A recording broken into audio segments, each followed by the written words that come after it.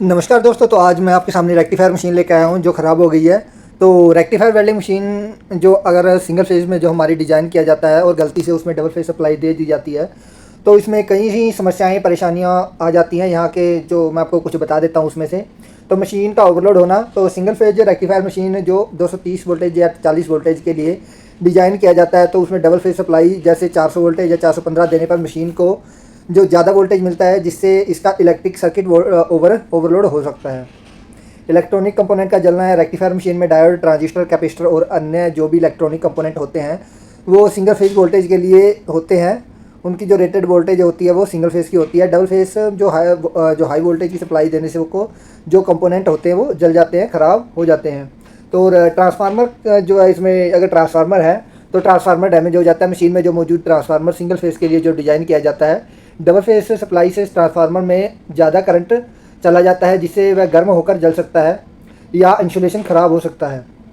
जो output voltage निकालता है तो उसमें यह भी दिक्कत आ सकती है कि जो आउटपुट वोल्टेज सप्लाई जो मशीन निकाल रही है, करंट और वोल्टेज जो है आप अनबैलेंस हो सकता है जिससे वेल्डिंग की गुणवत्ता है जो वो अच्छी नहीं आती है। जैसे कि अनियमित बीड, कमज़ोर वेल्ड या इलेक्ट्रोड का चिपकना और सुरक्षा के जोखिम बढ़ जाते हैं। गलत सप्लाई से मशीन में शॉर्ट सर्किट या इलेक्ट्रिकल स्पार्किंग हो सकती है जिससे आग लगने या ऑपरेटर को बिजली का झटका लगने का खतरा बढ़ जाता है।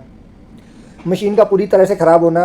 अगर डबल फेज सप्लाई लंबे समय तक दी जाती है तो मशीन का मुख्य सर्किट बोर्ड है, रेक्टिफायर यूनिट है, वो अन्य महत्वपूर्ण जो हिस्से हैं स्थायी रूप से ख़राब हो सकते हैं जिससे मशीन बेकार हो सकती है। तो वोल्टेज चेक करें। मशीन को जोड़ने से पहले हमेशा सप्लाई वोल्टेज की जांच करें, वह मशीन की रेटिंग सिंगल फेज 230 वोल्टेज के अनुरूप है या नहीं है। ऐसा आप एक्सटेंशन बोर्ड इस्तेमाल कर सकते हैं जिसके अंदर मीटर लगा हो जो आपको वोल्टेज इंडिकेटर हो, जो आपको वोल्टेज बताए कि मेरे जो बोर्ड है एक्सटेंशन बोर्ड में इतनी सप्लाई आ रही है।